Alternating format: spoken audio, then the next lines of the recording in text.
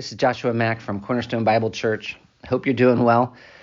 We are doing a series of podcasts on marriage and family, and I hope they're helpful.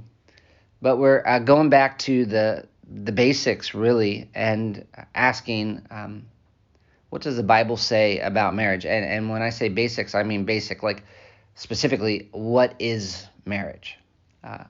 If you were going to try to define marriage, how would you define it? Finish the sentence. Marriage is what? On the one hand, that seems easy. On the other, when you start actually trying to define it, what is at the essence of marriage? It can feel actually a little difficult. So let me give you a couple. Jim Neuheiser, he says, marriage is a lifelong companionship between a man and a woman that has been established under God and before the community. Andreas Kostenberger, marriage is a sacred bond between a man and a woman, instituted by and publicly entered into before God, whether or not this is acknowledged by the married couple, normally consummated by sexual intercourse. Christopher Ashe, marriage is the voluntary sexual and public social union from one man and one woman from different families. This union is patterned upon the union of God with his people, the bride, the Christ with his church. Intrinsic to this union is God's calling to lifelong, exclusive sexual faithfulness. Now let's pick apart those definitions just a little. And part of why I want us to pick apart those definitions, again, is just because it's hard to do anything well if you don't know what it is. And so we want to be clear on what marriage is. And these men emphasize a couple different things when they talk about what marriage is. See if you can catch it. It's a companionship established under God and before the community. It's a sacred bond instituted and publicly entered into. It is a voluntary public union. First of all, these men are making clear that marriage is a relationship. Obviously, it's a kind of relationship. When we talk about marriage, we're talking about a kind of relationship. And then second, they're describing that relationship as a sacred bond, as a voluntary union. It's you might say it's a covenantal relationship. Marriage is a covenantal relationship. And let me emphasize that covenantal aspect. Because as people think about marriage and the marriage relationship, there are different ways they describe it. So some would say marriage is a sacrament. Others would say, no, marriage is more like a contract. It's a contractual relationship. And then others, as I'm suggesting, would say it's a covenant. So the Catholic Church would say it's a sacrament. It's like this mysterious relationship where if you do it correctly, Jesus is present in a mystical way, and God mystically dispenses grace as you're married in the Catholic Church.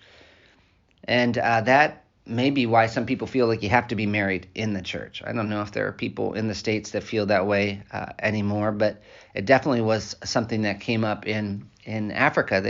People felt like, yeah, we need to be married in the church, almost because it felt like there was something special that happened in the church.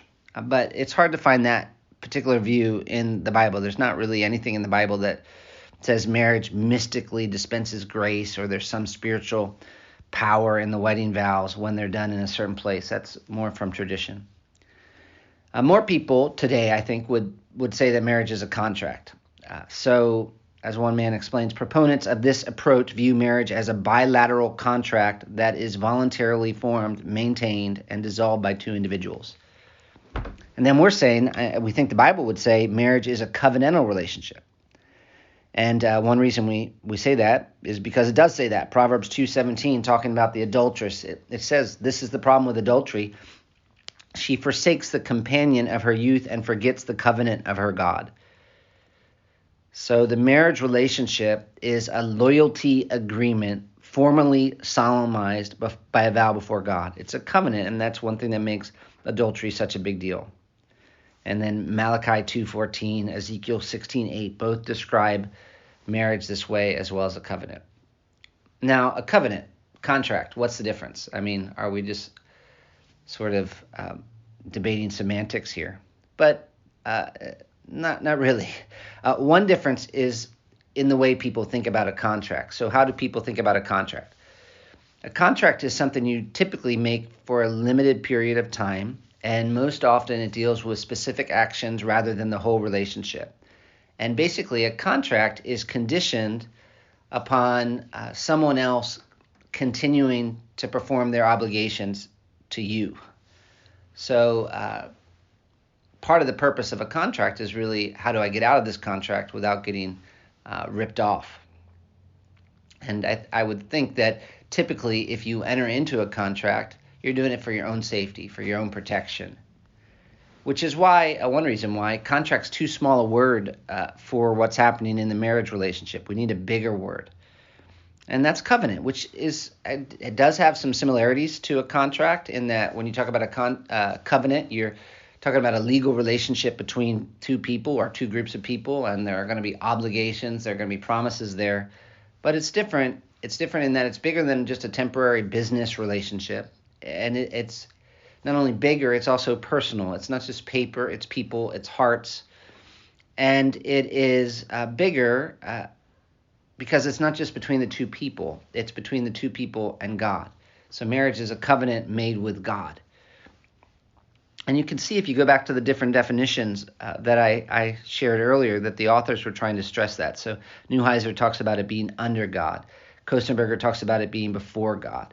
And that's important because there's this unique thing going on with the marriage covenant in that there is a horizontal dimension to the covenant and a vertical one. Jim Neuheiser has written a great book on marriage, and I'm quoting, but he says, God joins every married couple. Consequently, both spouses have covenant obligations to God, even if they don't acknowledge his place in their relationship. A properly conducted marriage ceremony emphasizes the reality that the man and the woman are making their vows before God, to whom they'll give account. And this is the reason so many traditional Christian wedding services have both a set of questions as well as a set of vows. And I'm still quoting here from Neuheiser, but he says, in the questions, each spouse is asked something like this: will you have this woman to be your wife, and will you make a promise to her to live with her, to cherish her, to love her according to the ordinance of God in the holy bond of marriage? And how does the spouse answer? If they ask the wife, or if they have to ask the husband a similar question, they say, I will. But who are they speaking to? They're speaking to the pastor, but really ultimately they're speaking to God. And then after they've made that promise to God, they turn to each other and say their vows, making their promises to one another. Now, why does this matter? Like, what are the implications for saying that marriage is a covenantal relationship? Let me tell you a couple obvious ones. Just practically, a covenant happens at a point in time. So you don't grow into a covenant. No, it happens. At one point, you don't have a covenant. At another point, you do have a covenant. You don't slowly enter into the covenant. And you don't slowly become married. Marriage is something you enter into. And once you're in it, no matter how you feel.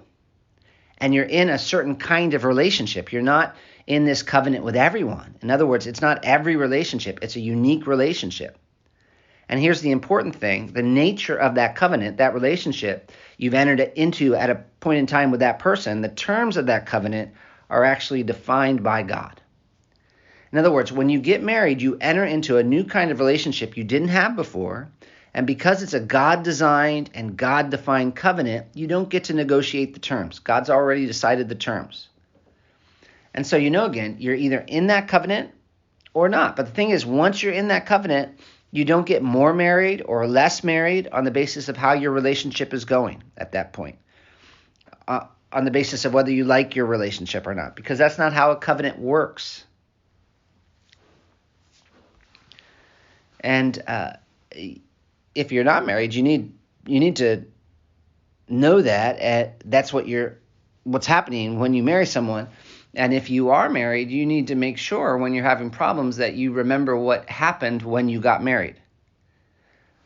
When you marry someone, you are entering into a legally binding relationship with someone where you're promising certain future things to them and you're promising to fulfill certain responsibilities to God.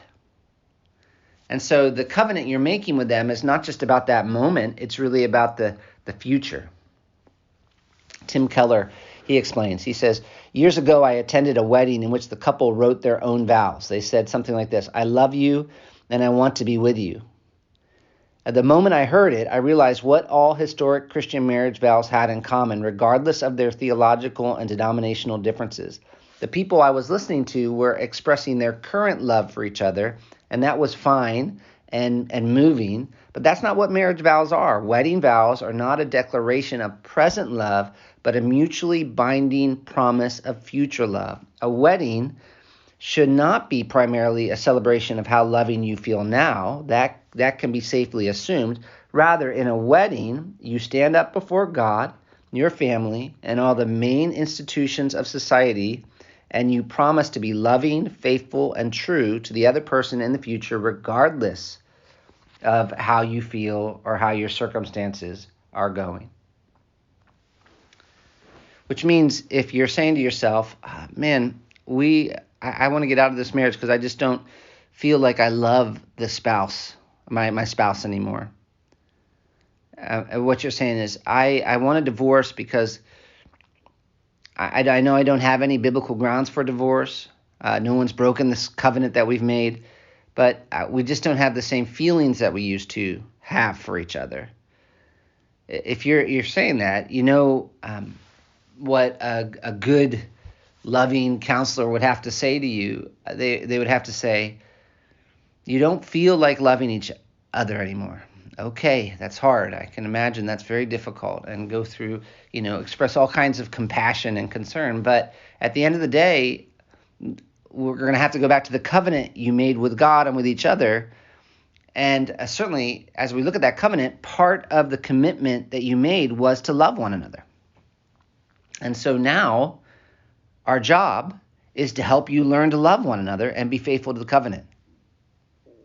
In other words, the fact that you don't feel that love anymore doesn't mean you have grounds to get out of the covenant. It just means you need to figure out how to fulfill the covenant. As you look at improving your marriage, you're really working on becoming what you are as a married couple. If you know what I'm saying. This is what, when you say your vows, when you get married, you're like, this is what I'm signing up for. This is what I'm committing to. And of course, maybe back in the day, you didn't know the full extent of the covenant you were making. But if you are married, when you got married, you entered into this state, this new kind of relationship with these terms defined by God, and where you promised to each other before God to keep those terms. And now that you have this new status, you need to work on relating to one another more and more how God designed you to relate. So marriage is a covenant. It's a covenantal relationship. And we'll talk about that second part of the definition and the implications it has more next time.